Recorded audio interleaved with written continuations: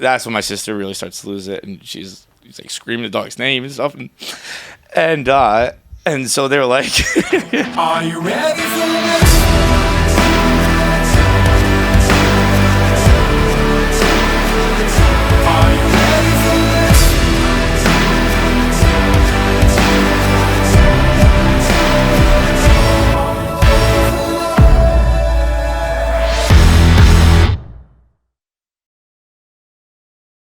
It's another edition of KFC Radio on the Barstool Sports Network. It's been fun and games and funny videos and like I'm joking, but I'm not joking. But now it's time to like get down to business, get down to brass tacks. What do I do about living in a haunted house? Because it's not a joke anymore. It's not a joke anymore. what happened this time? Well, let me recap everything for the people who don't know. I bought this house. Admittedly, when you look at it, it has like haunted house vibes. Like it's an old, like castle looking house, you know? When you buy like a new modern house, no one's going to go, that thing's haunted, you know? Yeah. The older the house gets, and sometimes the quirkier and more unique it is, and it's got like turrets that kind of look like a castle. It's white though, so I was like, it didn't seem that scary. But in racist. Yeah. White is right. Yeah. But, you know, it's got to be dark and dilapidated. This is like a bright white house. Yeah. So when I was buying it, I didn't think it at the time, but now that I'm putting it together backwards, I'm like, oh yeah, this is fucking haunted. And so I got an old house on a big piece of property for a very good price. And this is the second time now that I was like, ooh, a good price. Like, I'm so lucky. I'm such a good house finder. When it's like, no, everyone just fucking goes on the internet, has the same access to the same houses, and when they find a deal that's too good to be true, they go, oh, that house? Oh, it's a big piece of land. It's actually built well. There's like nothing wrong with it. Oh, it's a murder house. Move on. I'm like, sounds good to me. I love the fact that like home buying now, like you have to find it yourself and then pay a realtor for no reason. Like, yeah, no, I just found this house on Zillow. Like, it's someone I want to fuck it to in the morning. Dude, can you get me in? The same way I would match with a fucking floozy in a town that I'm visiting for work. I found it in the same sense, too. Kind of drunk on the couch, drinking wine. Totally. The same way you just swipe and go, oh, fuck this one. Yeah. I guess I live here. You show up the next day like fucking hazy-eyed. Like, I look a little different than I remember. I don't think I knew I had all these fucking demons. Dude, that's a great call. Zillow is just a matchmaker. It's the same Tinder shit. for adults. Tinder for houses. How do you want to waste your money? All right, so I get this house. Everybody who saw the video knows that within the first like week, all of a sudden, a statue of a small boy shows up on the property in the back corner where we had walked the property. Everybody from both sides, the seller, the buyer, we all walked it together. Nobody saw the statue. It was not there. Now all of a sudden, I have a small boy in a Freddy Krueger like rugby shirt. It has real hair. Stones were placed on the bottom of it in a triangle to anchor it down. And I was like, that wasn't there. It's next to a well house. Well automatically equals haunted. Yeah. Everybody knows that. A well that has been sealed over with a little shed put on top of it. So I have a well house. A well is like the physical embodiment of, if you ban abortions, we'll find a way to do it anyway.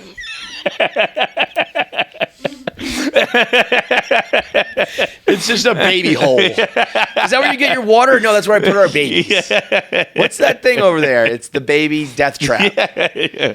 Don't look at it. Splash. Cover the top. See you later. See you later, baby. It's modern day Sparta. Totally. Totally. Somebody just got kicked off. There is 100% one or more dead bodies in that well. The light was on suspiciously one night next to the statue. So that happened. The other day, then a little bit after that, we find the massacred bunny. We have bunnies. By the way, I don't know what's fucking worse. If I live in a haunted house or just this is my regular life.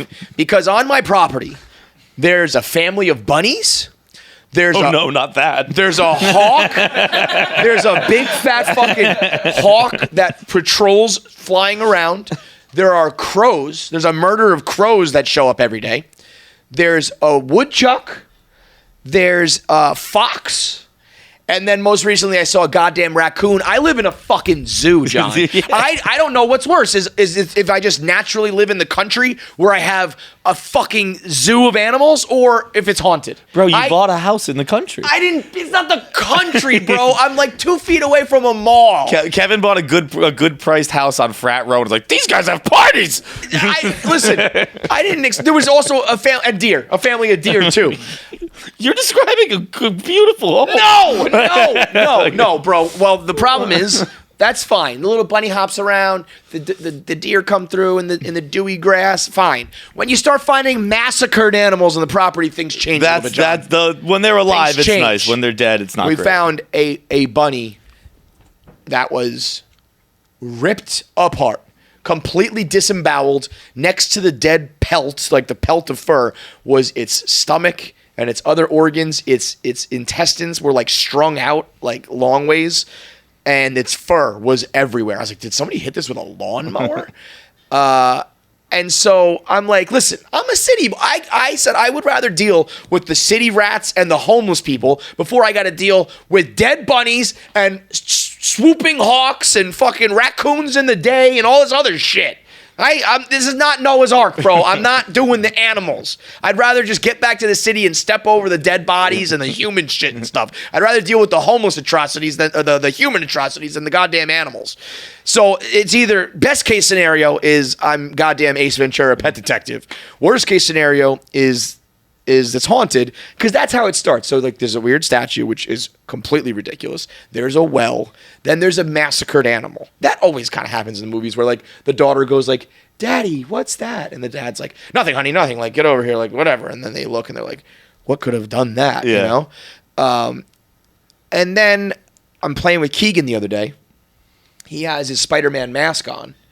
And we're playing hide and seek and shit. And all of a sudden I hear like a traditional, almost cliche ghost noise, like ooh, like one of those. I can't go high enough in my voice, but you know what I mean, right? And I thought Keegan was doing it, just being a weirdo. And he goes, why'd you just make that weird noise? We were upstairs, which is still, we haven't moved into yet. Like it's still just like creaky and open. And I couldn't see his mouth. So I just heard like, woo, and I thought under his mask he was making the noise. And then he immediately goes, why were you doing that? And I was like, that was like a little girl ghost going like, ooh.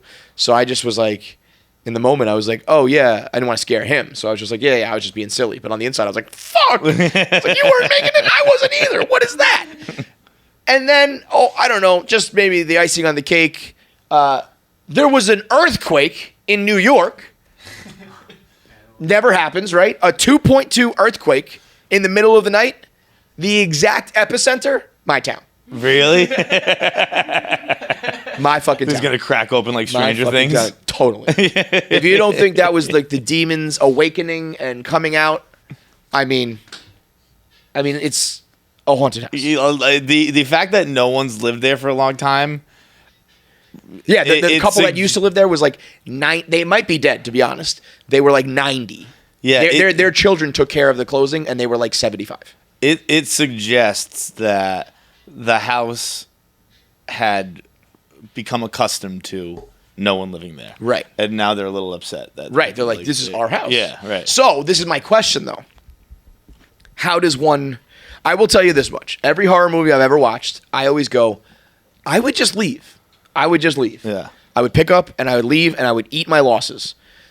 When you're in it, I was like, I'm going down with the ship. Yeah. I'm going down with the ship. This was a lot of money. I'm here till the death, because you can't just, if I was like mega rich, I maybe would legitimately be like, you know what, I'm just a little too scared, let's go. But I can't. This is the house. And the problem is it's going to actually be a sick fucking house. Like everybody who has come from just like friends and family who come by to like delivery men and people who are just like stopping by, garbage men, when I see them, they're like, yo, that's a fucking sick house. Like this is cool. This is like I've never seen a house like this. So it has the chance when I modernize it to be like the coolest house ever. Plus ghosts. Downside. So I'm like, what do we do? Like the statue's still there, untouched. I feel like getting rid of it is like a slap in the face. I feel like trying to like rid the ghosts is like war. Well, I thought Jackie was coming to do Sage. Yeah. So that's what okay. So like. But now you seem a little bit more desperate, so I'm gonna raise my price. Oh, that's right. What was the I think first? it was like 600. I said I would give you $600 to do that. God It was damn either it! that I must or have been. 60. It could have been 60. I must have been on one that day. I was giving you $600 to walk around with like a But candle. it was at basically. night. It was at night week. Oh, that is true. That's scary. I don't want to do that. Also, again, this is the main reason you were like, you're just describing like a lovely setting. You're right. Those animals are nice. Enormous spiders. Spiders. Yeah. I'm talking like straight from the movie in the 80s, Arachnophobia. Big fucking spiders that if my kids ever see one, will never come back to my house. I'm borderline like, I don't want to go to my house. Well, I'm out. I'm not doing. Jackie. Huge. No, I'm not. I'm out. Jackie, come over on camera and look at this when I show. I don't want to look at Jackie, it. I want you to see this and I want to see your reaction. Oh, you have a producer camera. I'll text it to you. Let me find it. Jackie, enormous. They look like the kind of spiders that you make a sports team's mascot out of. No. No. And the kicker, I'll send you the second one. This was like we found that one in the bathroom, and then this one was like in like the living room. This one looks even scarier. Did you see that one? Oh yeah, because the legs are like together almost. I mean, yeah, that's that spider bites you, and you turn into like and you die. No, not a super villain. You turn into a that's villain. Venom. Right. Keegan did. It's funny. Keegan loves Spider-Man, all things Spider-Man, but is terrified of spiders. Yeah. So when we're playing Spider-Man, he's like, if I got bit by a spider, it's so funny. He legitimately asked the question, like, if I get bit by a spider, will I become Spider-Man? He also asked me. That's the way you describe that, where he like is so funny. Where it's like he loves Spider-Man, but like spiders. It reminds me of like getting in fights with my parents when I was a kid. We're like, well, you like ketchup, you should like tomatoes. Like they're different. They're different things. It is. You're right. Spider-Man. One's good, one's bad. Right. Spider-Man, cool. These things crawling on your face at night, not cool. He. I was telling a story the other night as we're going to bed, bedtime story, and they're both like for right now sleeping kind of in the same room, like bunking up together because again it's not all finished, and it would not shut the fuck up, and I was like, no more talking. I'm telling the story. You close your eyes. Time to go the fuck to sleep. And Keegan raises his hand. He's like, I have one more thing, and he's like in school. He's like, and I'm like, yes, Keegan, and he goes, this is a good one. This is a good one. Do you think Spider-Man has a peanut allergy? And I was just like, what goes on in your little brain? Probably. Tobey Maguire definitely does. The story was not about Spider-Man. It was not about peanuts. It was just that happened to go through his brain, and he had to ask me that question. I was like, yeah, probably. Like everybody does, you little bastards. So spiders and earthquakes and statues and noises and mangled bunnies and dark, in the middle of the fucking dark woods. So like, what do you do? Sage? Like, okay. Bro, do you think I should try to make contact and be like, let's be peaceful. You guys can hang here. Just don't like hurt me or my family. Do you think making contact is the craziest thing? You have to keep the windows shut. Keep the doors to that world shut. I don't know. I think. Or do I just die? You just like any relationship, you just ignore the problem until one of you die. Until it manifests. Yeah. Until I lose my mind and I set the house on fire like The Shining. Yeah, I actually think that's pretty progressive. I treat ghosts like humans. Yeah. I'll just equality. I'll ignore these issues until one of us snaps. I think that's a good idea, actually. Treat your ghosts like you treat your girlfriend. and try to get away with it. Don't address the problems. And several months from now, it will explode in a fiery crash, and one of you will come out on top. I think you're basically calling their bluff, which again is something you do in relationships where it's like, look, I'm ready to ignore this. I bet I can go longer. I was gonna say, you know what? You have to physically show up here, otherwise I'm just gonna keep making jokes about it on a podcast. Yeah. Confront me like a man. Right. If you're just killing rabbits in the yard and making ooh sounds, I'm gonna ignore it. You show up, we'll fucking deal with it. Bro, I'm so happy you said this. This is quite literally the this is this is just quite literally how I have to fight in my divorce. It's like we all knew what you were waiting to say. I'm trying to find out a way to say it. I just can't do it. I literally ignore problems, talk about them on a podcast till someone finds out about it and gets mad. Yeah. And that's what the ghosts are doing right now. The ghosts are going to catch wind of this podcast and be like, they're going to call their lawyer. And their ghost lawyers are going to hit me up and be like, heard you were talking about us on your podcast again. Well, guess what? Now we're doing this. So I think that deep down, all of the struggle I've gone through has been Mr. Miyagiing me, preparing me for this fucking ghost. And this ghost and these apparitions and these demons are going to be like, it's like Drago when he's fighting Rocky and he's like, he's made of iron. Yeah. Like, he can't be beat. They're going to haunt me. They're going to try to get in my head. Like, you think this isn't already haunted up here? Come take a walk in here, buddy. I fucking dare you to step out of this beautiful home in Bronxville and take a walk to the wild side, baby. You think there's demons? You think you got demons? You got skeletons? Come on up in here. That would be great if I scare them out. You know, they're just like, we're going next door.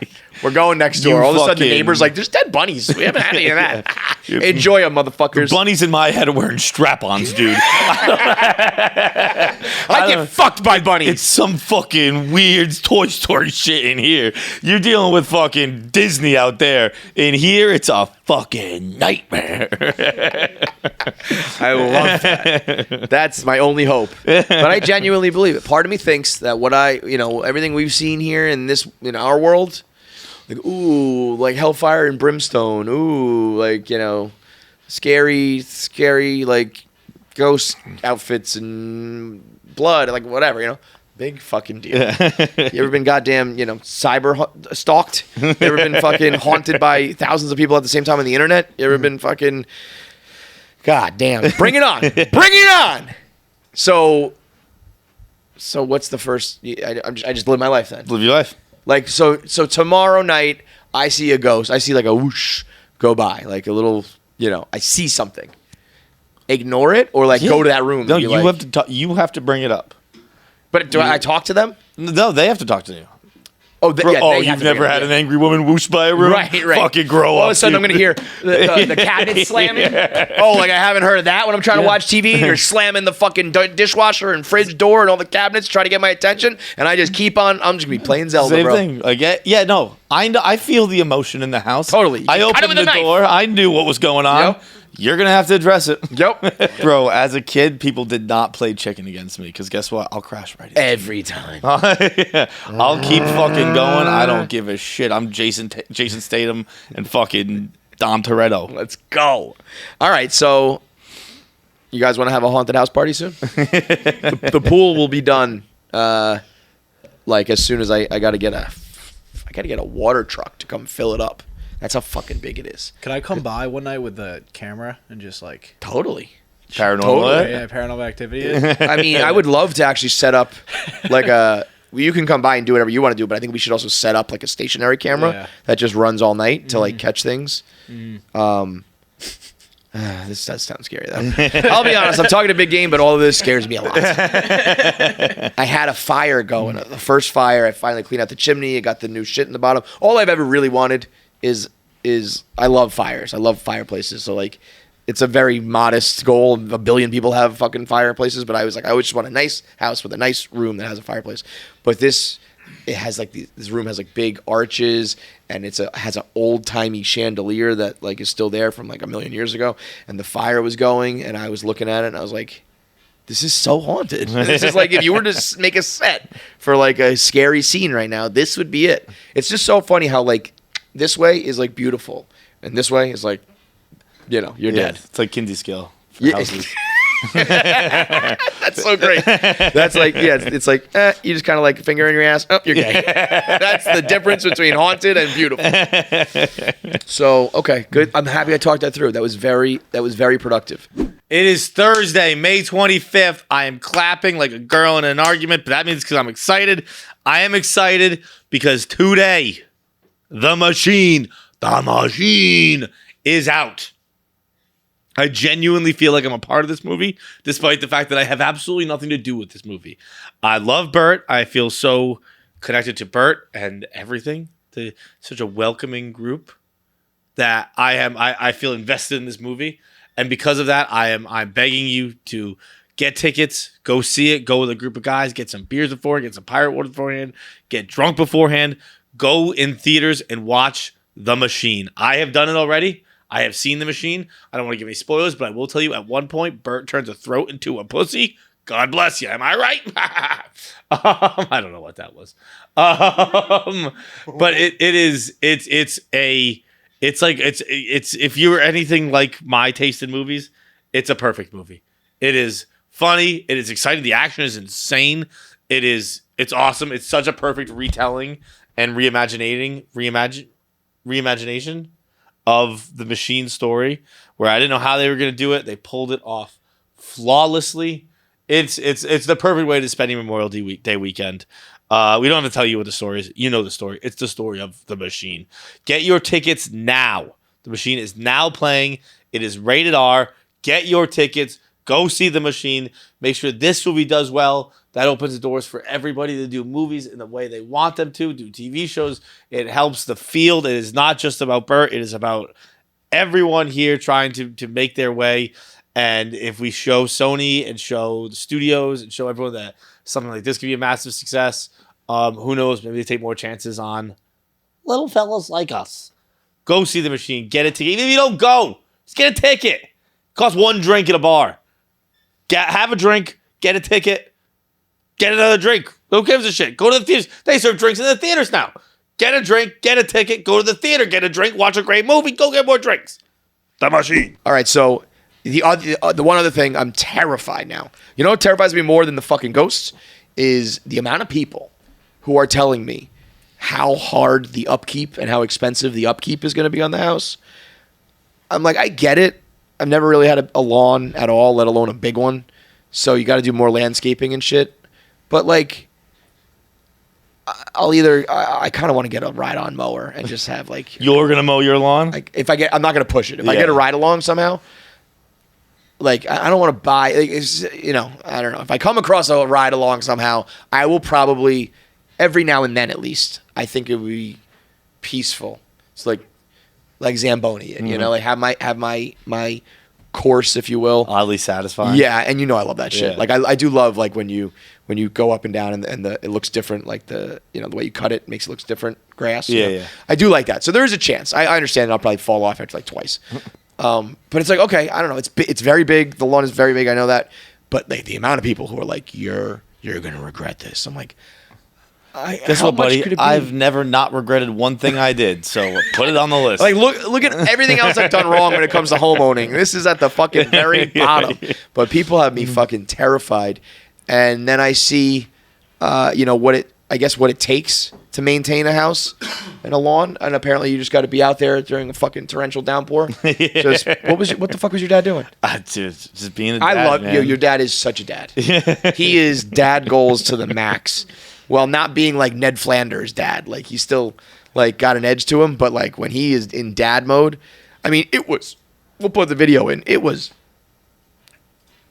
torrential. It actually, you could hear the raindrops on your jacket and everything like pouring, and he's just out there with that music playing, rock, like a guitar solo while he was like pulling weeds or something like that. He was planting flowers. It was, and even in that video, how hard it was raining did not translate. Like it was. If you see any videos from Taylor Swift on Saturday night, it was raining. It was that day. It was raining that hard.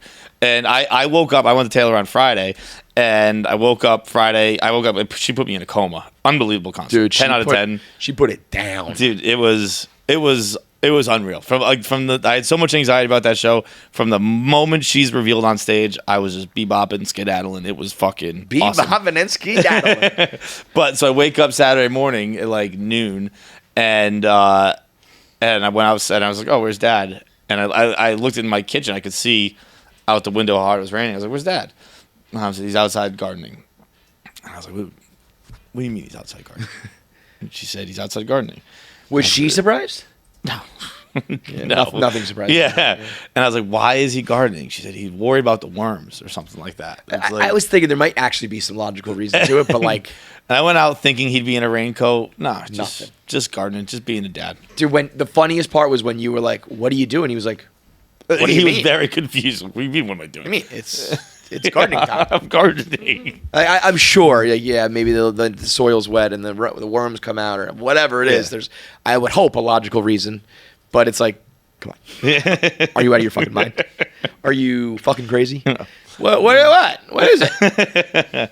But that's why I was home this weekend. Obviously, that was hardly the story from the weekend. Oh boy. I killed my dog. Oh, I forgot to fucking text you, by the way. Can I tell you something? People are confused What? about your tweet. Huh? People were confused by your tweet. Really? Some people thought it was like literally about the dog collar. Oh, that's dumb. Yeah. I popped in with Minahan earlier, and he and Quiggs were like, I didn't know whether I should text him. They were like, did his dog die? And I was like, yeah, I think so. And then I got in trouble because I forgot to text you. I had the text out, and then I got sidetracked, and I never sent it, so I'm sorry. But I did. I actually think the only people who didn't text me sorry are the people who have met Maddie. I felt when I wonder if I can get footage of it when they brought it up. I think I went like, oh no. Jackie texted me last night. I've met Maddie. Huh? I've met Maddie. That's what I said. The people who have met Maddie. got it. Jackie, after the ads, I sent her the ads, and she goes, BT Bye. dubs, sorry about Maddie.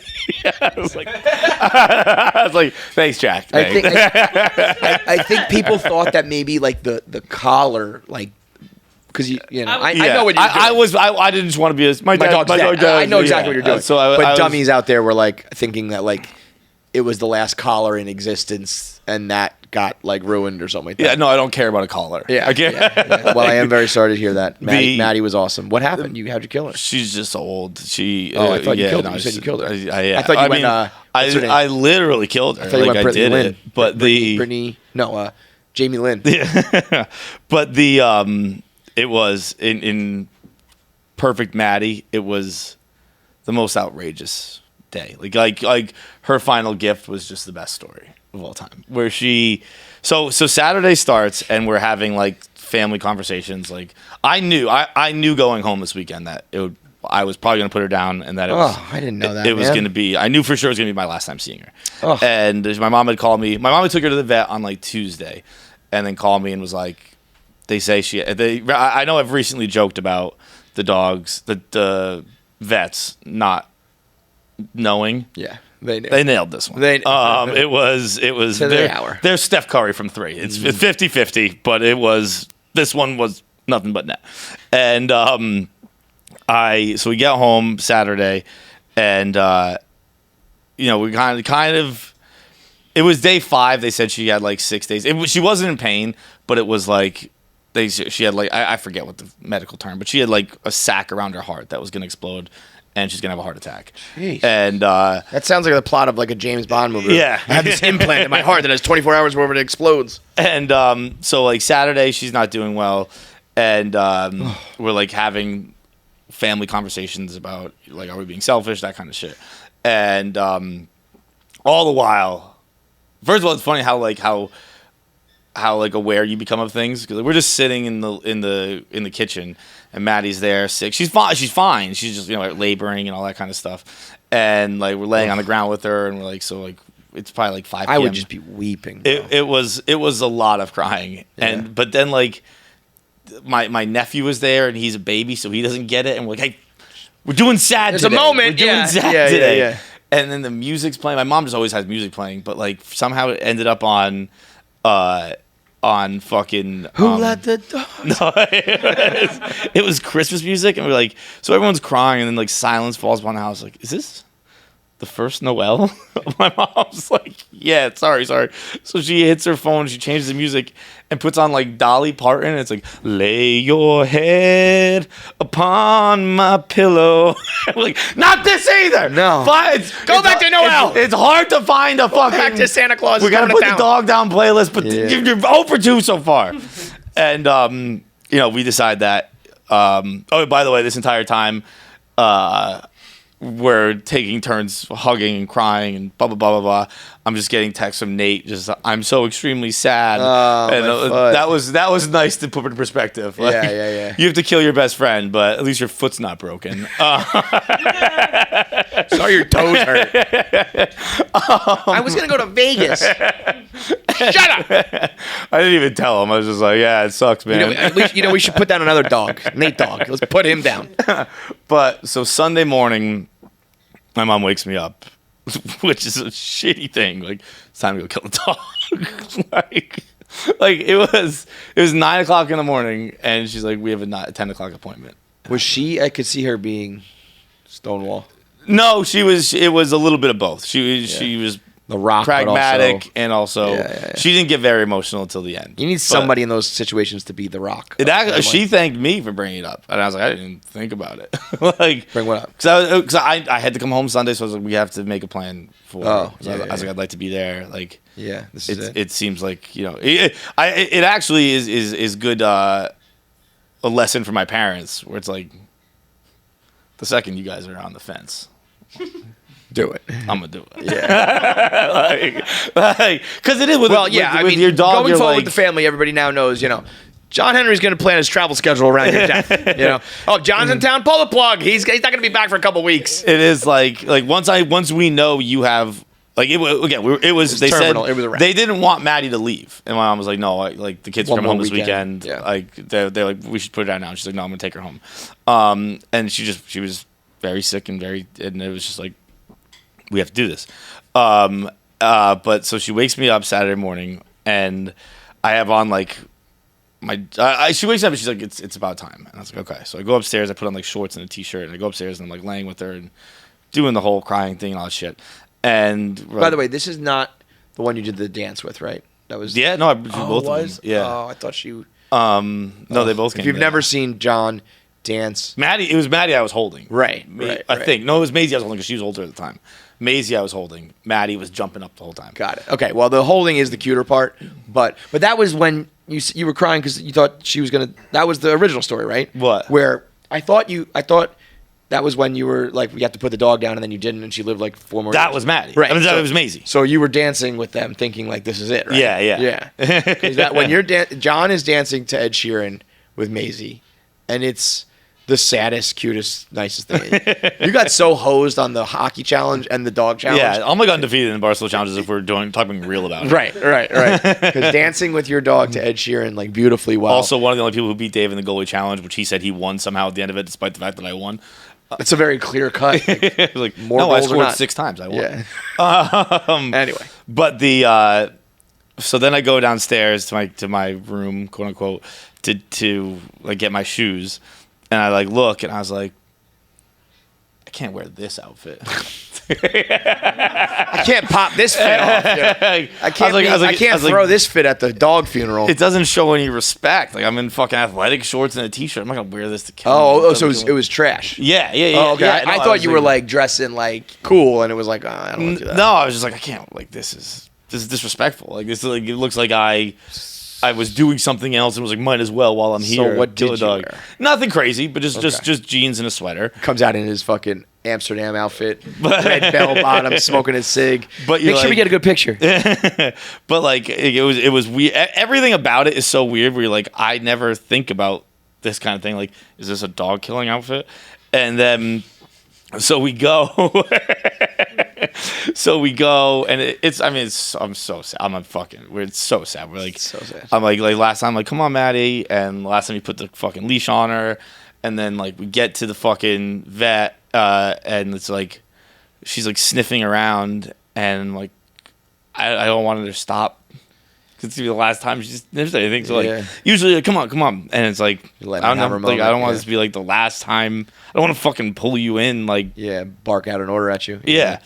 And then we get inside and like, I don't. By the way, this is so sad, and I know this is going to end on some ridiculous punchline. That's going to make me laugh, but my heart is breaking right now, and I can't even imagine what the end is going to be. I know somehow, somewhere. But right now, I'm like, oh my god. The more sad it gets, I know the balance here is coming. Oh god. And like that's what it is. Like I don't know how often you take your dog to the vet. It's like never. Like the vet is just a dog killing facility. Mm-hmm. Like I don't know. Maddie was 12 years old, 11 years old. Like it's a slaughterhouse. She went to the vet twice, like 3 times. I don't know, a couple times. Like 25% of the time your dog goes to the vet, it's to die. And so we get in there and everyone's crying. Like it's some old woman with a dog that like it's clearly like the last thing she has in her life, and she's explaining how she wasn't ready yesterday, but she knows it has to happen. Blah blah blah. And there are people in cars in the parking lot just weeping, and one girl's in a Taylor Swift shirt. I wanted to be like sick show though, right? Yeah. And they come out and they do the whole thing. And I don't know if this is my first time. My second time losing a dog, but my first time where I'm there. Yeah. And so they come out and like, we're gonna take Maddie, we're gonna put a catheter in her, and then we'll meet you in an exam room and we'll bring her in for injection or everything. Yeah. And we're like, okay, cool. And like you just have to fill out some paperwork. And again, this is my first time doing any of this. So we're looking at the paperwork and it's cremation and all that stuff. And cremation. Cremation, yeah. That sounds like he's cremation. He's from Croatia. I'm half cremation, half English. And so I'm looking at the grid. I'm obviously taking pictures. The options for how the dog goes down is you have private cremation, hold remains for owner's decision payment, release of remains, and group cremation. And I was like, let's not Holocaust the dog. like let's spring for the extra $200. Like group me, yeah, like they love other Kevin, dogs. My pet's remains. I thought that was gonna mean like you could be in the room with it or something. My pet's remains will be taken to final gift. I understand that my pet will be cremated with other pets, and I will not receive her ashes back. I don't care. I don't care if I am homeless and destitute on the streets with not 2 pennies to rub together. If you can't afford to solo cremate and you go for the Uber pool, you're despicable and you never should own a dog in the first place. How many do they do at once? I don't know. I'm tempted to call my dad. He used to do this. It was insane, and it's like a $200 difference. Like you're like, it's not that, not that I was pinching pennies or anything like that. Not that I even paid for it, but like, not that I was like, all right, well, this will say. Like it was just it was out of curiosity. I was like, what's the difference? Yeah, but you gotta just. But so we select private cremation, and they lead us to the exam room, and dude, on the wall in the exam room, first of all, there's just a sign that's the size of the door that says, and I'm going to paraphrase here, if you yell at me, I will kill myself. It's this. What does it really say? It says that we are all enduring trying times, and the vet tech community has been hit harder than most, with people leaving due to undue stress and blah, blah, blah, and that in a unique number of vet techs, 1 in 6 to be exact, have attempted suicide. And it says, if we understand everyone's emotional, but please do not yell because it has repercussions. It's us. The story's about us. Yeah, what is that? Because they just witness death all day long because they're in a dog slaughterhouse? I guess. And I actually, you know what's funny? I actually talked to the vet tech at one point where I was like, this must be so hard. And she offered kind of an insightful comment where she said that it is hard, but it is nice because you get to... You're doing it for the family. Get to talk to people with... And...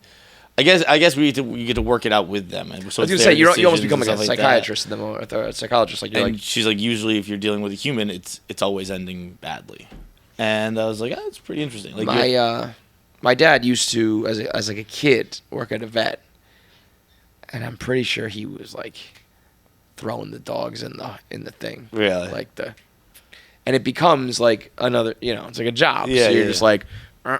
Like you're, grabbing them by like a bag, you're like spinning them around, throwing them in, because it's just like, I gotta get these like 30 dogs in there for the group cremation before my shift ends. But that's it's also not the only sign in the exam room. So we're sitting there and we're just waiting, and then there are two pieces of art in the exam room, and one on its own is like a little weird, but it's like it's okay, I guess. Where it's a dog in bed with two people. Okay. And it's like, it's not laying like a dog would lay. It's not cuddled up. It's laying like it's a person, its head on a pillow. And it's kind of bizarre. Under the cover? Not under the cover. Okay. So again, it's not that weird, but it's like, it's a little strange. Clothes are on?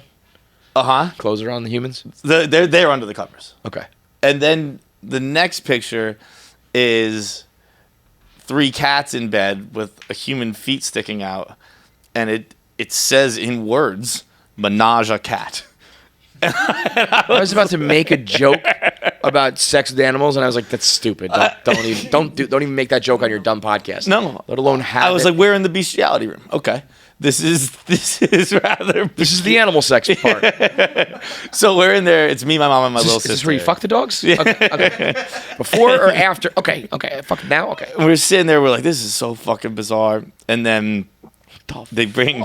We lay the blanket on the table, and I'm sitting on the table on the floor, and then they bring Maddie in, and like, so here's Maddie, and she kind of comes in. It's actually really sad because now I think she knows, like, I don't know, like she hasn't gotten that much attention in 24 hours in a long time, and she knows she's hurting. Yeah, and so like her tail is wagging now, and oh my god, and it's obviously incredibly sad, and the vet tech brings her in, and she's like, okay, we'll let you guys say goodbyes and blah, blah, blah. And so we're petting her and telling her we love her so much and all that shit. And then they give us this button, and they're like, we're going to give you some time. Hit the button whenever you're ready. Oh, my God. And it's like... I know it's going to be so inappropriate. No. And it's just like, why do you think we showed up here? Yeah, like they're supposed to do it. Right. Dude, she walked out of the room. I hit that shit like it was Family Feud. I was like, yeah, dude, like we're fucking here. Why do you think we're here? Like, stop drawing. Like, this sucks. We don't want to keep doing this. So, like, literally the second the door clicks, I was like, I looked at my mom and she's like, I was like, all right. You're just like, dog, Steve. Like, number one answer on the board. Like, fucking, hey, what do you want me to do? Like, you're just drawing us out. So, like, vet tech comes in. And I'm with my mom and my little sister, so I'm, like, trying to keep it together. And everyone's kind of starting to really lose it kind of deal. And vet tech comes in. She's like, so the first shot is going to be to put her to sleep. The second shot is the overdose. Are you ready for the first shot? I'm like, Jesus fucking Christ, woman. Like, yes, we're ready. Gives her the first shot. Possibly draw this out any longer. Right. And Maddie starts laying down. I was like, are you ready for the second shot? Like, fuck, just fucking kill the dog, please. and gives her the second shot, and that's when my sister really starts to lose it, and she's like screaming the dog's name and stuff, and so they're like, I'm like, Neely's like, I can't be here. I'm like, go, you guys leave. I'll deal with this. And Maddie's dead at this point. And so I'm just sitting there. And by the way, the vet tech, when she's done with the second shot, she fucking gives you the fucking button back. And she's like, let me know when you're ready. So now I'm just sitting in the room by myself on the floor with my dead dog. And I can hear my sister crying. And I'm like, so I hit the button. And I wait in a program because I'm like, I can't Family Feud this again. So I wait a few minutes, and I hit the button. Like 5 minutes, no response. So I fucking hit the button again. And I'm sitting there just looking at 2 pictures of fucking people fucking animals, a dead dog in my lap. And then no one's coming. Hit the button the third time. I've been there for like 10 minutes. So now I'm done being emotional. Now I'm annoyed. Like, I'm over it. Now I'm like, where the fuck are you guys? So by the time they show up, it's just an angry guy in a room with a dead dog. Like, look what you guys did! and I'm making jokes, but everyone obviously was incredibly respectful and all this stuff. And the one thing my mom said when she left was like, make sure you get the blanket. And I'm like, okay. So they come in, and it's two little women. And Maddie wasn't a big dog, but she's a bigger dog, probably like 70 pounds, probably like closer to 60 by the time she was sick. And so these two smaller girls come in. Oh, no. Like, definitely can't carry Oh, God. 70 pounds of dead weight. Oh, God. So they pick her up on the blanket. Like they pick up the blanket. But they're kind of awkward about it. And I notice as they're picking her up to put her onto like the dolly or whatever you'd call it, the fucking thing, that Maddie's ass is like hanging out. And I can see that like if the weight keeps shifting that way, Maddie's gonna come flying out. So I like quickly reach forward and like hold her rear end, her hind legs up. And I guess as I do that, I like knock loose the catheter.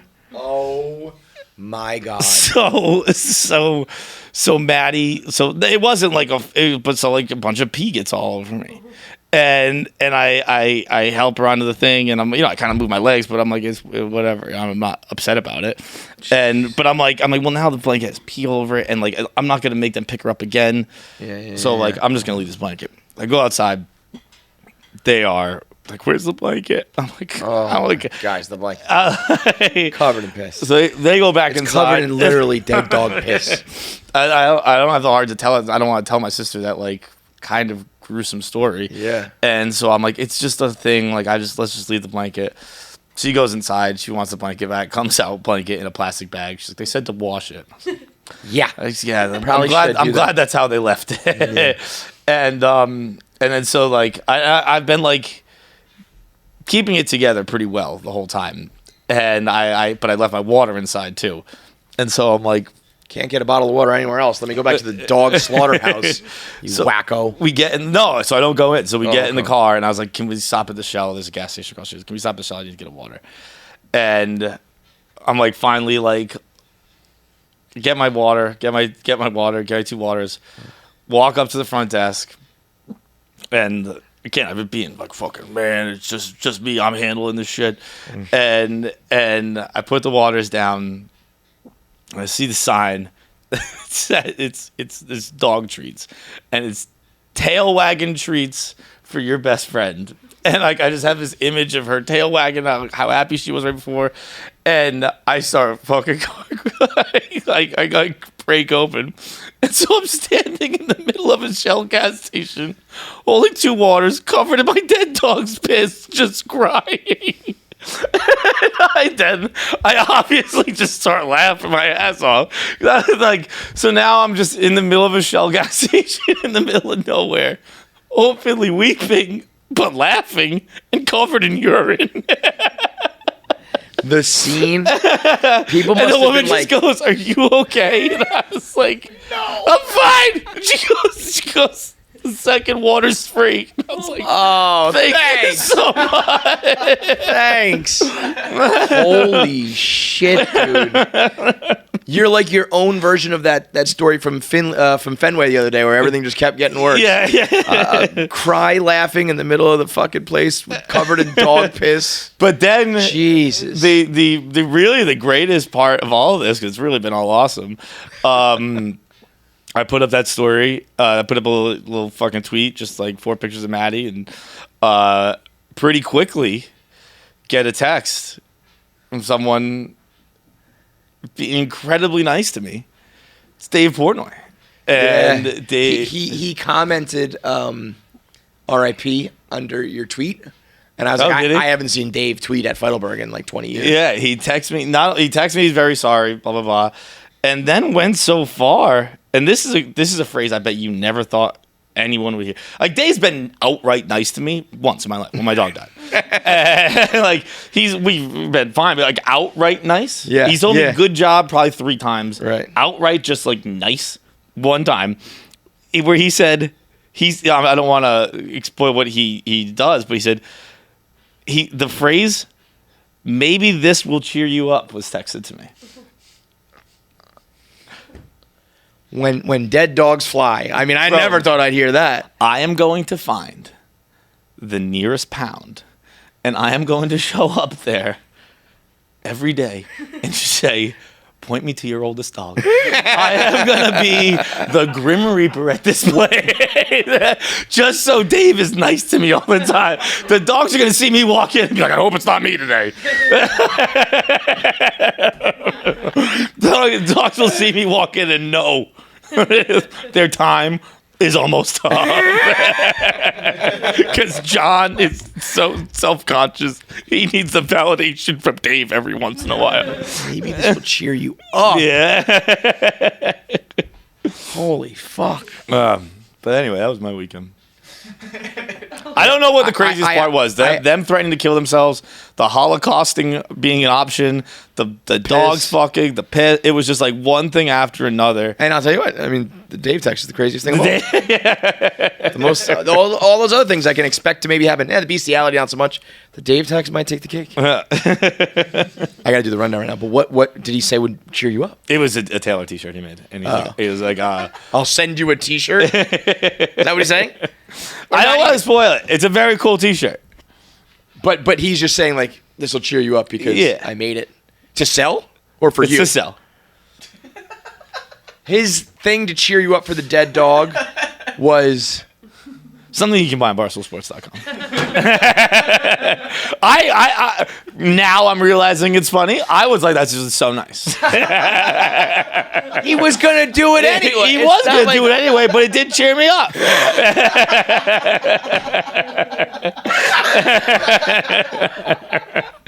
Hey, here's this thing that's going to put some more money in my pocket. But sorry about your dead dog. I feel bad. Everyone go buy whatever it is when Dave posts it. Remember Maddie well. I got one more thing I want to say before we move on, because obviously you can't have a funny, sad story without opening a Feitelberg trauma box. Cricket, yeah. Dude, we're driving home. My mom tells us about how she's like, you guys have always had a weird thing with death, because we were like making jokes or whatever. And let's go. Let me tell the reasons why, Ma. Maybe it was the family fucking portrait at Grandma's funeral. Maybe it was. It was even. It was a different grandmother's funeral, and she goes, it probably started when we had our private viewing when you were kids. And we were like, what are you talking about? And I was like a little older. No, I guess I wasn't. I guess I was younger. But there was only 3 of us. So Neely wasn't even alive.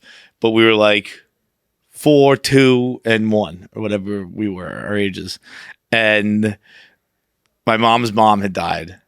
And she was saying that they brought us to the funeral home and had like basically playtime in the room with the body, and then dropped us off with all the other cousins, and the parents are like, why are you late? Where were you? And she said, we were with the body. And all my other aunts and uncles were like, you brought them to the, what the fuck? And she's like, I thought you guys were all doing it too.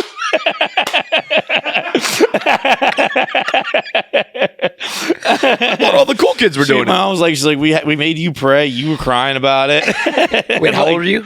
I think I was like 4, 3, and 2? 4, 2, and 0. I'm trying to remember. Like, I remember going to funerals. No, I but guess it's not even like a funeral. I guess it was just the viewing. Yeah. And there was no one else there. Yeah, that's just fucking us. bizarre. Like they brought our toys. Polly's wild. Polly goes out of pocket on some of this shit. Like, that is nuts. Bring your 4-year-old to a room with a dead body.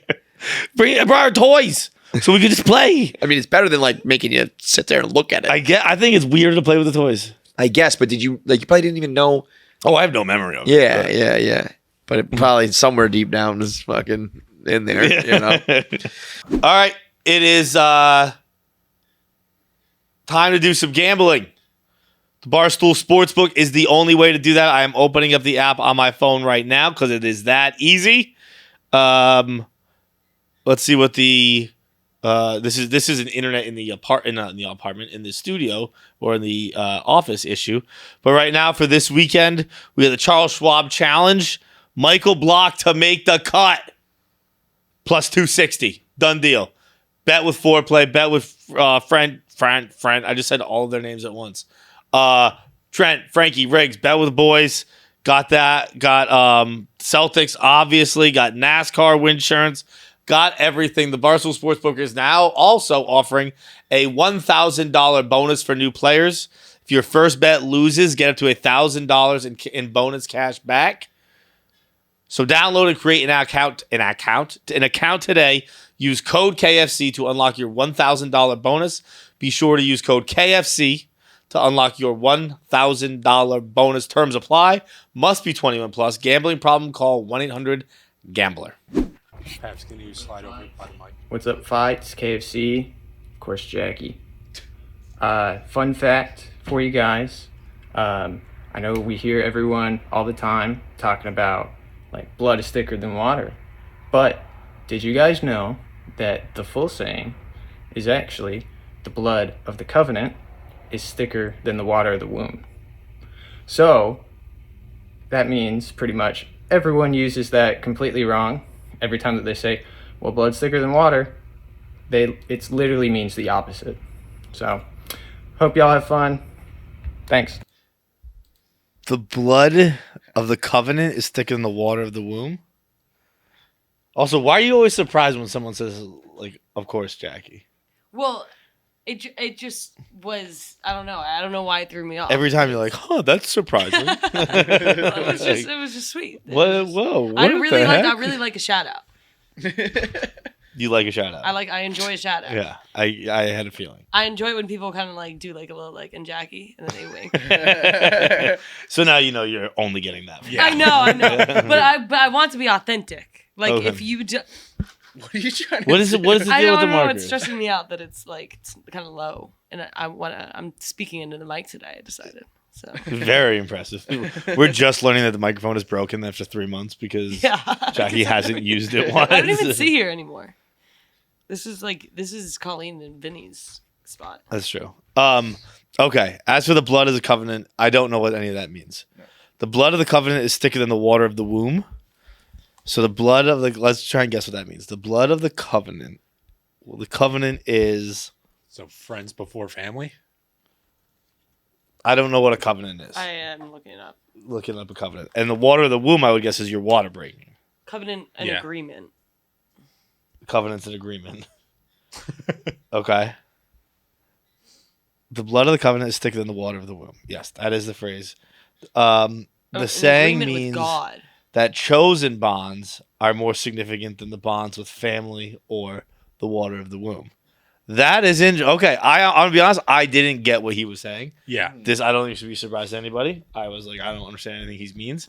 So the blood you choose is more real, which is 100% fact. Yeah, I 100% agree with that. What percentage of your family do you think you like? Like genuinely like? Do I like? Like yeah, and also I'll use the word love here too. Everyone's like, I love my aunt. Like, do you love your aunts? Are you maybe some, but you don't love them all exclusively without question. Come on. I Family over everything. Come on. would say there's like There's the 75% Pavanelli. 75%. that I. How many? Okay, how many do you have? How many? What do I? How many have? do you have? Family members? Yeah, like aunts and uncles. I have, I think 10. 10. No, I think 12. And how many do you cry for when they die? Come on. You you'd actually cry for all? I cry for every single one. Yeah. Yeah? For sure. You know you wouldn't. You said the other day that like you were like if there was like if I had to save people, you said that you would only save one of your sisters. Fuck that. 7 minutes in, Jackie throws back the bus. Motherfucker says he's crying for his aunt. He sees less than he goes to church. He's fucking killing his sister. If they're like, if You they were said your both like brother- hanging on the hill, like one like I'd probably save over the other. You're Just just because- rephrasing the same thing. One never brought me a national championship for the Gators, and one's got a fucking chance next year. So that's all I gotta say. It's often been thrown out there with the Friendsgivings and the stuff like that, where it obviously makes more sense to just spend time with the people you have chosen to like, rather than the ones you were born with similar DNA to, or exact same, or similar, I think. So that's what this means. Is just Yeah, it's again, it's not. This isn't a unique original idea, but like spending time with family is the dumbest shit. It's not very like Fast and Furious of you. Huh? All that family is chosen. Yeah, It's actually, that's wow. exactly. Exceptionally Good-ass Fast and point. Furious of me. Wait, so like, does my family not love me? Because like, Probably not. Yeah. I guess. it's so much meaner when you say it for some reason. So wait, that's my family not loving me? I don't know, Jackie. Probably not. How often have they come to New York to see you? How often have they come to New York and you haven't seen them? No. They've come to the city on times where you just didn't see them. No, but like I don't always see them. I fucking grind all day. All night. So sometimes they'll come to the city and you won't see them. Yeah. But- well, the other day they came, and I was like, well, I'm gone because I was doing Most Dangerous, and then our live shows, and I was like, I'm gone, and they were like, it's okay, your sister's here. I was like, Allison is the favorite. They were like, "What? You're gone?" Yeah, they're No like, way." it's okay. I was like, Damn, this weekend that's been super advertised that you're not here.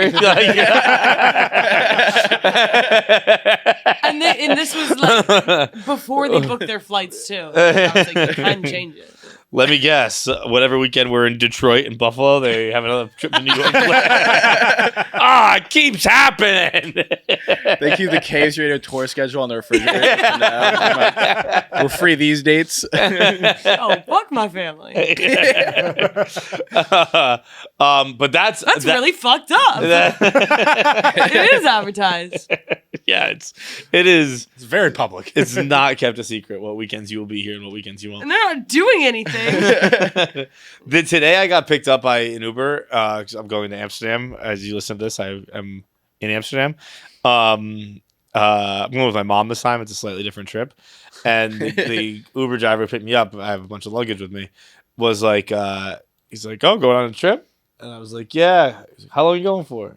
And he 99.9% chance he's just making nice conversation and being, a dude.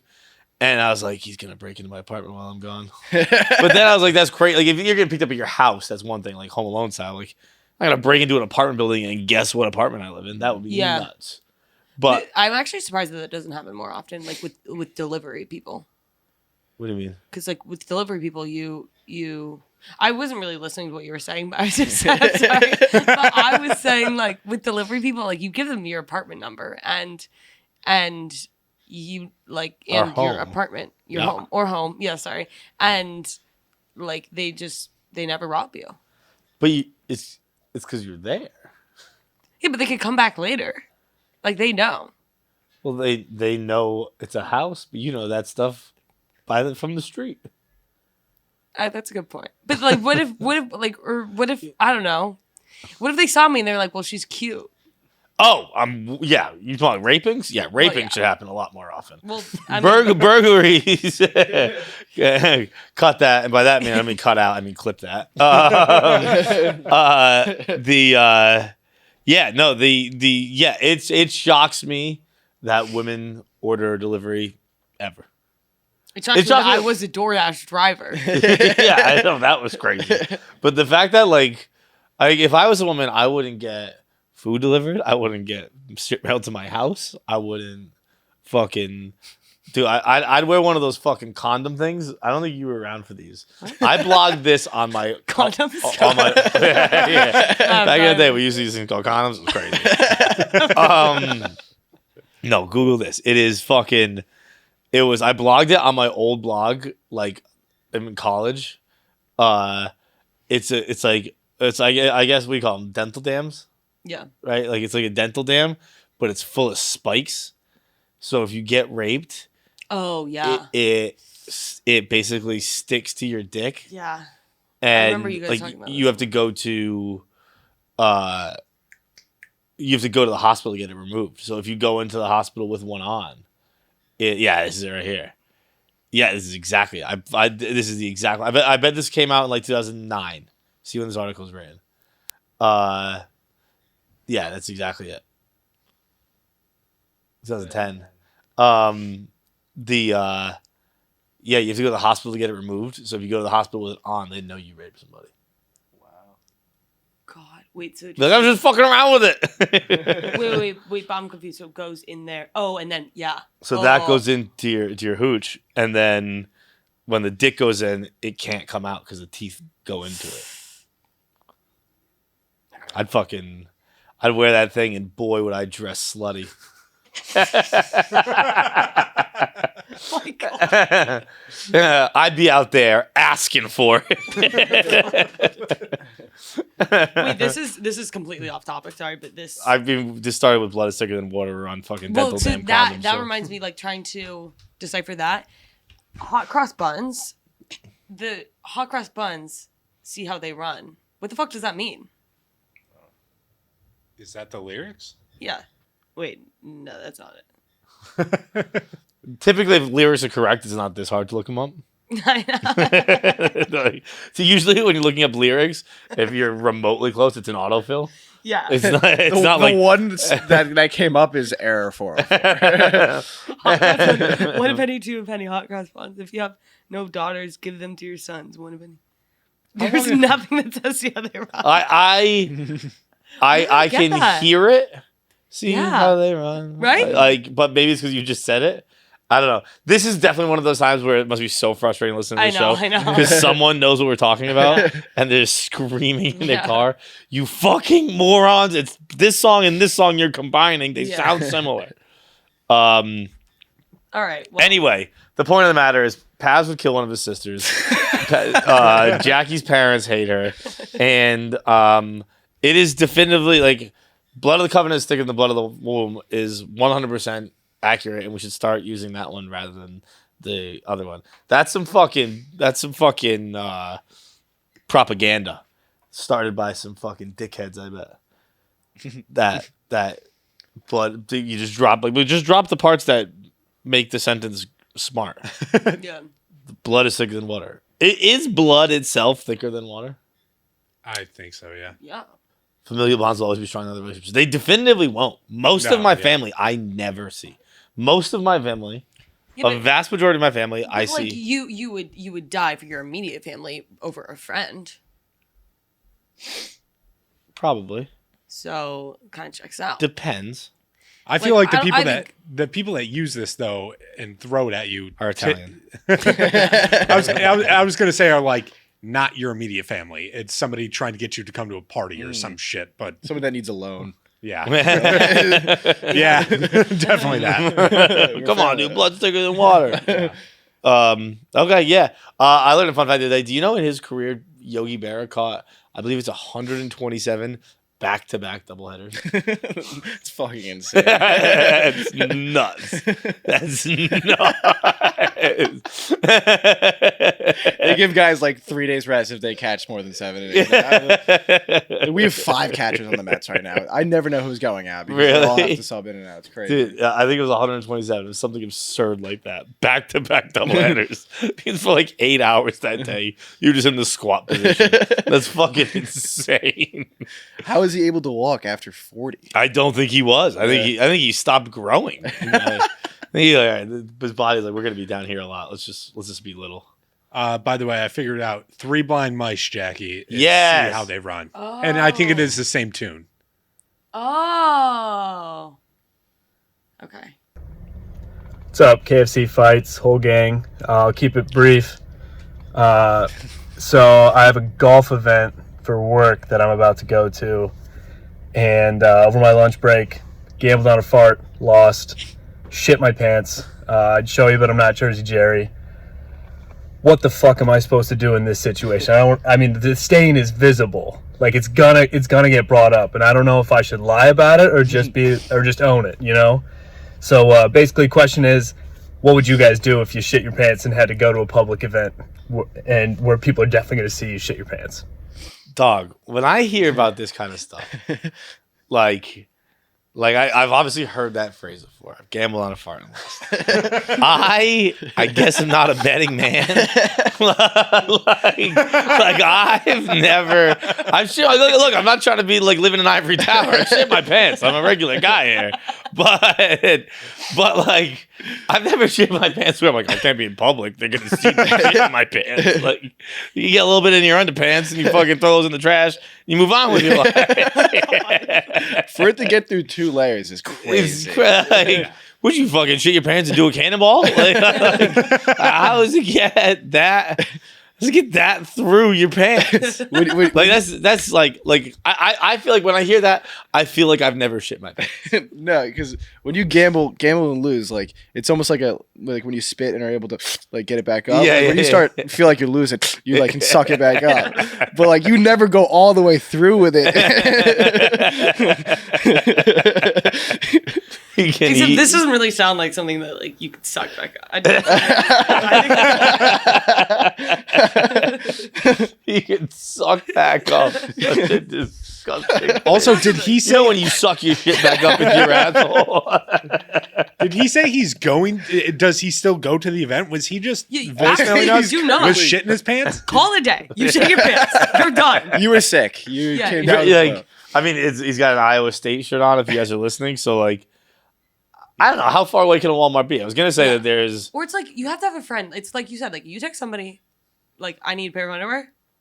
Everybody's gonna drop what they're doing. Yeah, I got you. Like, yeah, like, I got you. If you need underwear, I got you, dude. Yo, bro, I need on the 3rd tee right now. I need you waiting with a pair of khakis. It is, and this, I don't know why this came into my head. He's a very normal looking guy. He also looks like a guy. A shit your pants nickname's gonna stick. Because he probably looks so normal, he probably needs a nickname. Yeah. This could be good. If you get caught with a fucking brown spot, you're pants shitter. Like you're Timmy Two Pairs. That is it's not gonna go. I mean, like you have to call a friend. You have to call in sick. You have to go to Walmart. You're in the car. You have to. I mean, you can't go. It's a golf event. You can't go play 18 with a dump in your pants. You just can't do that. I respect it. He's a gambling man though. Like he's gonna gamble like with how it goes. You know how you get your money back on that one. You keep betting everyone $50. You shit your pants and nowhere go. Kind of along the same lines. My first day as a caddy, it was pouring rain out. I got to the golf course. I'm using my dad's golf shoes from like the early 2000s, 90s. Like these things haven't been worn in like 10 years. And after the first hole, both soles completely fell off in there. Like I was walking around, like you could see the shoe and you could just see my socks pressing out the bottom. Like they had no soles. I was walking in socks in the wet grass. And I just, like this guy just I just fought it out the entire day. Just walked 18 holes in wet socks. I always think about this in kindergarten. Like I was walking with like my friend and she goes, "Ow, like I think that there's something in my shoe." And like turns her foot around and there's this giant nail in her shoe and in her foot. And I think about it like once a week being like, how did she not realize? It was a full nail. It was huge, like in her fucking foot. And she goes, "Oh my God, that was not a rock." Dude, you saw the golf shoes and you think that I think I've told this before, but I was in high school and I was playing hockey and in hockey, I think hockey pants are back in vogue again, like wearing like actual like big baggy shorts kind of deal. But then it was you wore like a girdle, and then you wore like basically Love a pair the word girdle. I think we called them girdle. You definitely called them a girdle. At least I did. And then you had like a pair of like baggier shorts you put over that. Those were tight, almost like compression shorts, and you had like baggier shorts over that. And one day we were playing a game in Boston. It was either against Dexter or Roxbury Latin. And I forgot my shell. It was called your girdle and your shell. And I forgot my shell. So I had to play a hockey game with just like basically compression shorts on. And like I've never been heckled. Just like calling me a ballerina, figure skater, hard gay slurs. like dude, and when there's like the slightest thing off about you, people take that as an open invitation to be impossibly disrespectful and rude and mean. But like this rink, I think it was Dexter. The student section was like the seats started at the glass, so like they were above the boards. Yeah, and then the glass was short. Yeah, so the students could lay down and just stand up and just like bang on the glass. Oh. And like I played wing, so I'd be like sitting there like waiting for a breakout pass, and like some hand would just come like slap me in the head. Like, what's up, you fucking? Like, come on, dude! It was the worst day. I clearly still remember this day. It still weighs on me very much. It was the worst day of my life. It was just brutal. Has something like that ever happened with you? And getting bullied? Huh? Getting bullied? No, I'm talking about with the pants situation. Oh, shitting my pants? I mean, perhaps, sure. I was gonna say with a red situation. Yeah. I had it in 5th grade. Oh, red situation. I don't know what, dude. I'm like a dad talking to it. Like, I'm like a dad whose wife died, and it's like I don't know how to talk to girls about stuff. Like, don't you have like an aunt you kind of love? I can tell you about this. I remember in 5th grade, I was sitting next to a girl who was bigger. And I was sitting right across from my girlfriend, and the girl got up from the desk, from her seat, and just ran out of class one day. And she was in a skirt. And I was like, what the fuck? That was so weird. And I looked over, and it was just a puddle of blood. And I didn't know what a period was. It was 5th grade, Mrs. Almeida's class. Oh, yeah. And I my head like snapped. I was like,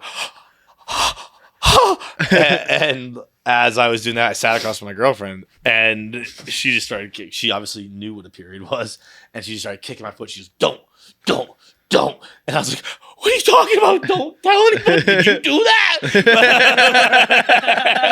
I was like, did you stab her? Like, why? Like, why can't I tell anybody? That's so funny. No, there's girls know this. Like, sometimes you're just like sick of putting in tampons after like at the end of like your period. A little free bleed. And you just free bleed, and you're like, it fucking is what it is at this point. I bleed my pants. I'm not putting in another fucking tampon. I'll free bleed like second day into the period, and just it is what it is. I'm not doing this. No way. I'm not gonna fucking put a tampon in. No way. Yeah. What? And then yeah, all girls, you put on. Jack's like, dog, I'll just piss blood everywhere. It's just like, sorry, I'm not doing it. That was like so uncomfortable. Just directly looking at you. Is this why you wear black sometimes for like 7 days in a row? Jackie goes like all black. Straight up, sometimes yes. One time I wore white, and I was just like, listen, today's gonna go one of two ways, and like I don't care. I'm wearing white pants. Again, I was a gambling woman. What was I saying? You guys know I didn't get my period until I was in college. So, fun fact about me. Really? Yeah. That girl got it in 5th grade. That girl got it really young. I know. And then I went to the doctor, and they were like, I think is it because you were on birth control? No, I like nothing. And they were like, I think you just haven't gone through period. I was like, or through puberty, and I was like, I got a breast reduction. I was gonna say, you had a boob job before you went through puberty. Like, you're going through a second puberty, so I've gone through puberty twice. So that sounds like someone with special needs does.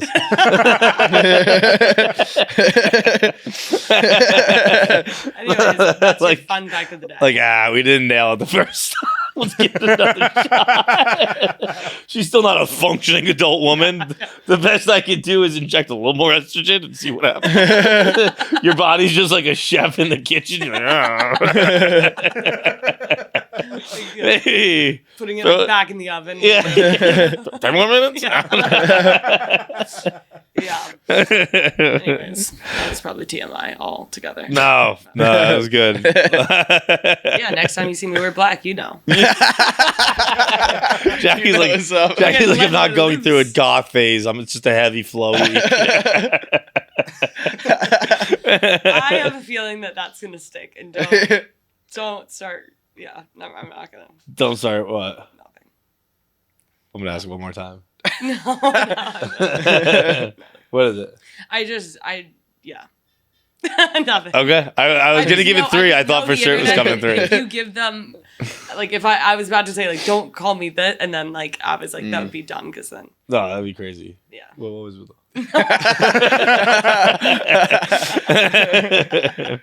All right, last voice. If you would ask, like, one more time, I probably. It's a delicate dance. I want to be pushy, but I know she's gonna give it up. Shout out to the boys over at Original Penguin. Original Penguin. Jackie, do you know what Original Penguin is? No. I knew you didn't because it's too classy. Yes. That's the best advertising it is. That's the best advertising you can have for Original Penguin. Jackie, you know what it is? No. Boom. Original Penguin exudes class. It's elegance. I used to wear Original Penguin when I was a kid. I had Original Penguin. I have Original Penguin. I have a gray long sleeve tee. Got a nice little logo. Nice little how do you call it? Respectable logo. It's gorgeous. It is. I genuinely really like Original Penguin, and your face is off-putting to me at the moment, and it's making it worse. Just stop doing things. But Original Penguin, it's a 1955. It's sportswear icon, born from the most unusual of places, fueled by whiskey. My guy. Abbott Peterson purchases an unlikely drinking buddy for his flight home in the form of a stuffed penguin he named Pete. Original Penguin had been adorned and adored by the masters of culture and sport to define itself as an American classic that knows how to have fun. Still revered by the originals of today, this iconic brand now fully encompasses the lifestyle of what it means to be an original and how to enjoy yourself while doing it.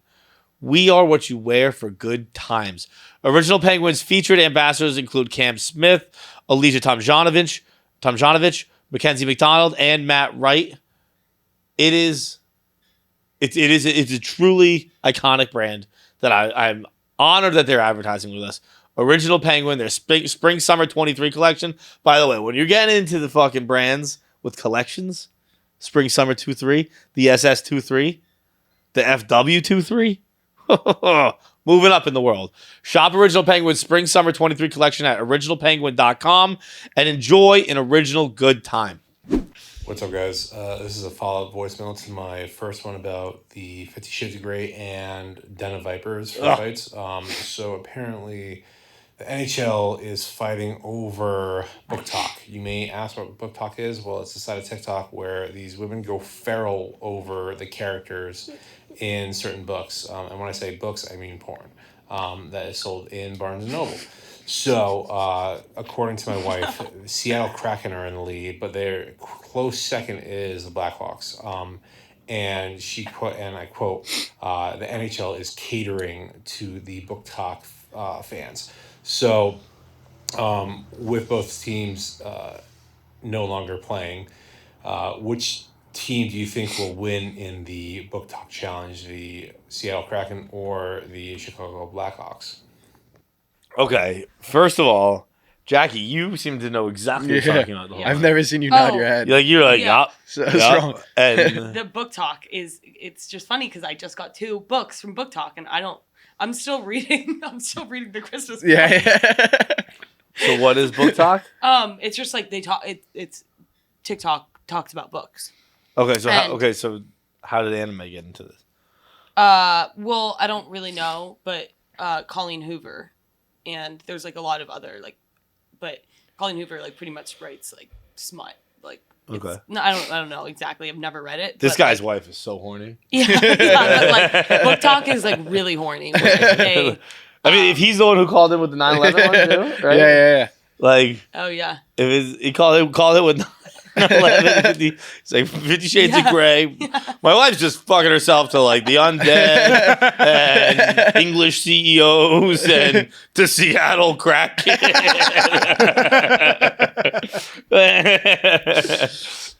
Yeah. Please continue. No, that's it. That's it. there's a TikTok for books. There's a TikTok for books, yeah.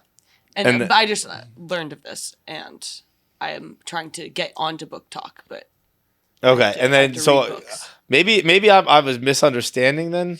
So then Book Talk, your Book Talk seems to be very different than the Book Talk he was talking about. No, like in Barnes & Noble, there's like a whole section called like Book Talk. Okay. It's like the books that they talk about on TikTok. Okay. Now, where do the NHL hockey teams come into play? I got lost there too. I got lost there. Okay, let's run it back one more time. What's up, guys? This is a follow-up voicemail to my first one about the 50 Shades of Grey and Den of Vipers for Feits. So apparently the NHL is fighting over Book Talk. You may ask what Book Talk is. Well, it's a side of TikTok where these women go feral over the characters in certain books. And when I say books, I mean porn. That is sold in Barnes & Noble. So, according to my wife, Seattle Kraken are in the lead, but their close second is the Blackhawks. And I quote, the NHL is catering to the Book Talk fans.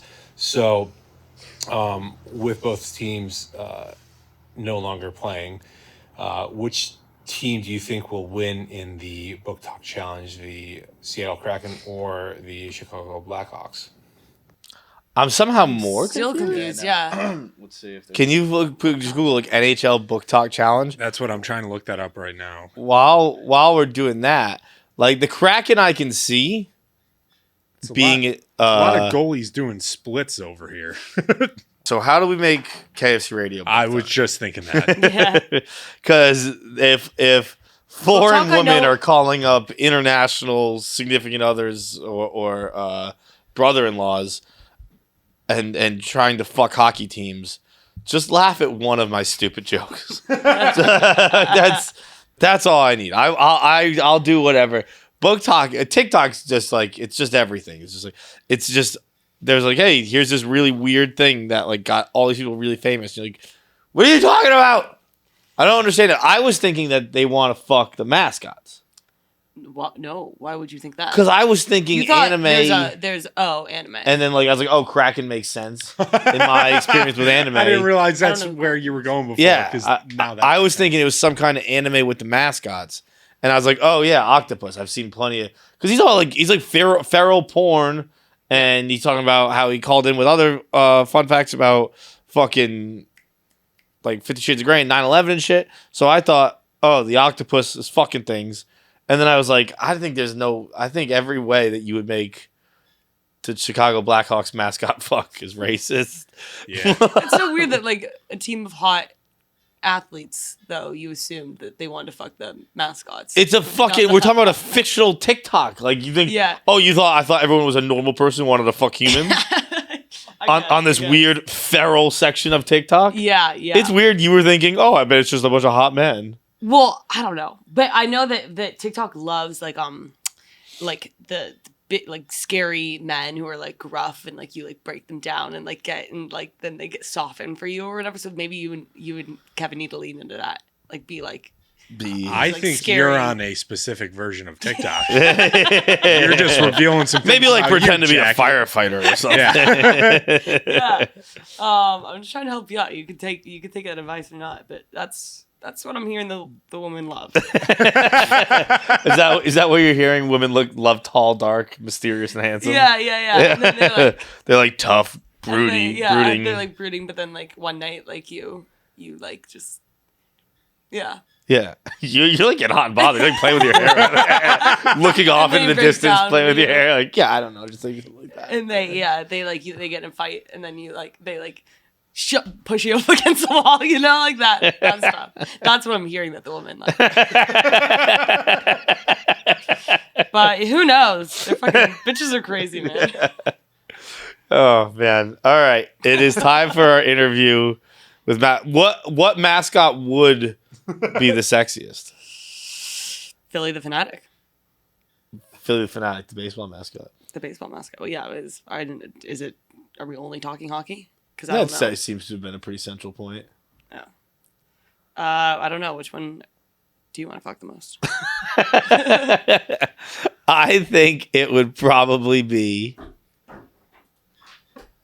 of all the hockey, the Kraken one is cute. The Kraken one has the most feminine sensibilities because he's a little elven.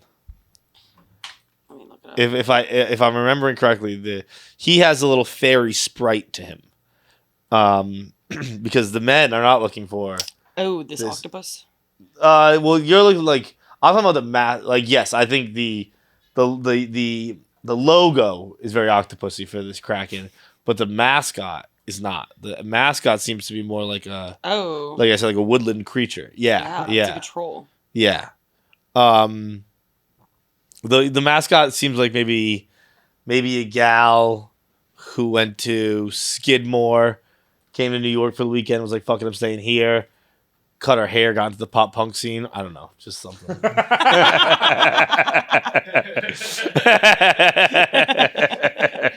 Right? Maybe lives in the East Village.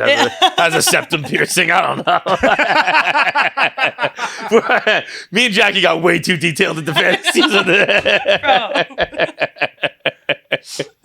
All right. Interview with McCusker. Don't overthink your Father's Day gift. Remember, your dad is richer than you, probably. Don't try to buy him something expensive. He either already has it, or you're going to make yourself financially irresponsible and stupid. It's a lose-lose. The Barstool Sports Store is full of awesome stuff that will make your dad feel young and cool. That's exactly what you want in your dad, right, Jackie? Yep. Yeah. The stuff we have is cost-effective and will make your dad feel like he's one of the guys and gets it. That feels demeaning that it's in quotation marks. Like, it's like almost like you're tricking your dad into thinking he's one of the guys. Get it for him because he is one of the guys. That's all your dad wants to feel like, is that he's one of the guys. So get him some Barstool merch like the boys have. That's all he wants. It's something he can't buy on his own. He can't buy on his own. You gotta open the door for him. Some of my favorite items in the store, I think you know, it's the things I wear. Sad Boy, we got Moon Man, we got Am I the Asshole game. You can get that for your dad. You got Answer the Internet. Foreplay stuff I'm sure your father wants. There's polo quarter zips, coffee, dad hats. There we sell absolutely everything. We are fucking Cheesecake Factory. We do it all. It's all pretty good. None of it's great. But we do it all. Shop now at store.barstoolsports.com. That is store.barstoolsports.com. Sorry, bench a lot. I've become a boob guy in later in my life. You're on the most odd journey I ever. So you know solving this Rubik's Cube. Were you an old school butt guy or what? Oh yeah. Legs? What were you? An old school day one butt guy? We've all very much been on the train of like boobs are for kids and asses are for men. See, and he's regressing as I'm the opposite. I think Benjamin Button over I here. think there are some things that happen as you become an adult and you mature, and they're like I was thinking about them the other day, and they're like thinking about boobs. I was thinking about it was, you know what inspired the whole thing was fucking what's her name, the Olsen sister, Elizabeth Olsen. Do you see Elizabeth Olsen recently? She got out. She was on Huge some. boobs? Pull that up. Elizabeth Olsen was on some red carpet recently where it was just like, holy mother! I thought they looked like Gulag survivors Elizabeth's for a while. the sister who like is in Marvel movies and stuff like that. Oh. The twins, Not the twins. Yeah, the twins are NYU girls smoking cigarettes still, I think. Okay, Yeah, But they're like heroin chic. Elizabeth I'm going to pull up Olsen was Rosebud Baker instead and look at her giant tits. The, What am I? The Guardians maybe? No, that's Civil War. What was she in? I forget. It was just some low cut thing, and I was like, "Oh." I'm gonna write Elizabeth Olsen tits. I'm just gonna go for it. I mean, yeah. No, that's there. But I was thinking about other things that just like happen when that you're like, can't be real. That's Let me the see. one right Let me see. there. That cannot be That's the real. one. That's not real. We would know if that's That's the other no Olsen sister. fucking way. She was in a basement of the Full House the whole time, Guess dude. what? I got 2 new converts over to my fucking church right now, don't I? No. This says deviant art. That means it's gonna be. Oh, you like, fell for AI, dude. Yeah, you got AI. You know what? Never mind, I'm out. It's coming for all of us. He's been talking about AI is not gonna. It's gonna be fine. You just got got. I've got by the Pope and fucking tits. I've man. always said you can get me, and then once I know I don't care anymore, now I'm off the Fair Elizabeth enough. Olsen train. Are they? Are they? So that's not. First of all, I'm blown away. There's another Olsen sister. I didn't know this, so that's big news. I think when I first found that out, and she's killing it. She was in Marvel Vision, WandaVision, and she just really sat back. Right. Yeah. She waited. She just fucking. She's like, by all accounts, she seems like a normal functioning. She does interviews, and she wasn't exploited as a 4-year-old. Yeah, yeah. I mean, John Stamos didn't try to get her fired when she was 2. You hear that Did he really do that? He was like, it was kind of in a joking manner on the podcast that he told, but I think in real life it probably wasn't. He was like get this fucking kid out of here. Like, she's crying too much. Like, we can't do this. And then the other person, they had like a stand-in or whatever, like a understudy, whatever you want to call it. And he was like, never mind, this one's worse. Bring back the other ones. But like, who knows? It could have been like, I can't, as a father, could you ever see yourself like she was a baby. Yeah, dude. We're not talking about a child actor. She was like a goo goo gaga baby. Yeah, dude. And bringing them to set and being like, here you go. Like as I was watching that video clip, they had photos on the screen, and it was like John Stamos with his shirt off, posing with Michelle Tanner for a photo shoot. And I'm like, that's not your fucking niece or daughter in real life. That's my fucking kid, and you're just a Hollywood star taking half naked pictures with my kid. Yeah, but that's fucking weird. It's also not also cut the check. Yeah, you know? It's a tense environment for a baby too, because you're on set and everyone's bustling. It's like human sacrifice, dude. You're like sacrificing the studio audience might be going, oh, but the director's going like, God, we got to do it again. Fuck this. Especially if he's like, this baby's crying way too much. Yeah. Baby's right. It's like you hired a baby. There's lights blaring its face. We're doing a show about about a family. There's got to be babies. Got to be a baby. I do get it. I would be like, shut that baby up. But also, are they going according to the baby's nap schedule too? Like the baby's napping. That's what I'm being thinking. like, well, let's halt the production for another hour. We'll wait. They're being like, get the fuck up. At that age, it's like, a bottle at 11, a nap at 12, another bottle at 1. Yeah. Like, there's no time to be an actor. It's crazy. Yeah, it's fucked. I guess that's why they had 2 of them. It's like, well, this one's napping, this one's on stage. And yeah, I mean, hopefully they just can do a quick shot. But yeah, if he's saying like, yeah, babies are crying all the time, it's like, Jesus Christ. Kidding, dude. Meanwhile, Bob Saget was like, the Jews. It's so funny. He was the most offensive guy. Is he dead now? Yeah, he died. Yeah, he died. Man, that was weird though. He was offensive with his humor, and then people like all of a sudden took it to mean. I think they were so like surprised by the fact that he was this Danny Tanner, and then he was on stage talking about porn and shit. It's like, well, one is a literal actor, like a literal fake role, and the other one is him on stage. He's probably somewhere like in the middle, like the rest of us, where he can behave like a normal person in front of children, but he also likes to fuck a little bit. Like, true. People were like, he's a pervert. It's like, no, he just... I would have paid for him, like a private thing, for him to give me like a DJ talk. You know, when he like comes up, he's like, DJ, on one in the bedroom. Yeah. I'm on the bed, like, they're just being so fucking mean. Dude, he kind of, so he came on the show a few times, probably like 3 times. And he sent me a DM once after we like sold out some show, and he was just like, I want you to know, like, I'm really proud of you. Like, it was really nice to That's really nice. He's one of the few guests we've had like who like kept in touch and stuff like that. And it wasn't over the top. It wasn't like we had any real relationship. But I was like, dude, that was really nice, Bob. Thank you very much for saying that. Go write a song about it. Yeah, make a little acoustic tribute to Dead Bob. That was one of those ones too. When he died, I was like, I could tweet this out and be like, he's a really nice guy, but then it was like, well, that's making the death about me. I know. So I just didn't. Saved it for a podcast that was 5 years later. That was the first one. Move. Yeah. That was the first like one the other where I remember being like, I remember being like, I could actually do one of these, like, share a nice story about him because he's, knock on wood, we haven't had anybody else die. Yeah. But I think I did do it, but because I was like, I overthought it this way, that way. I'm like, just fucking do it, Yeah. But anyway, I know you got to get the shit. Yeah, it gets dropped from everyone's minds anyway. I'm like, should I? It's like people will forget. That's what I mean. Like it's like when people, when some people don't want you to know their birthday. It's like, it's your birthday. Just say it's your birthday. Why do people not want to? You know what I mean? Like when it's like you don't want to be known. Certainly, as the I've person never who heard a woman do celebrates your birthday. Sorry. I've never heard of that before. I'm usually definitely not reminded to coming the from the point, usually mentally bludgeoned by the fact. Birthday month. Fuck out of here. All right, big thanks for watching. If you made it through this whole episode, that means you should be subscribed. There's so many of you out there who watch and don't subscribe, so make sure you are a KFC Radio subscriber. Make sure you get all the content when it drops. Click that button now. I have 9 fingers. I'm still subscribed. It's that easy.